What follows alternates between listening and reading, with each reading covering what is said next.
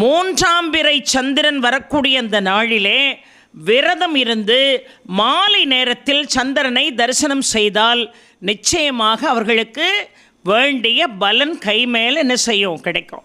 இந்த மூன்றாம் பிறை சந்திர வழிபாடு தான் கல்வியில் உயர்வு, தம்பதியர்களிடையே ஒற்றுமை.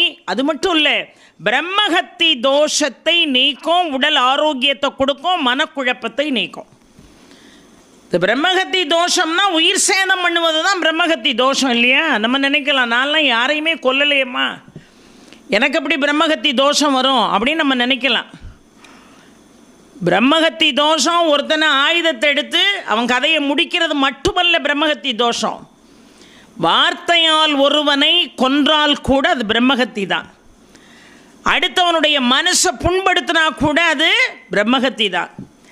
அவன் செய்யாத தப்பை செய்ததாக சொல்லி சாதிப்போம் பாருங்க,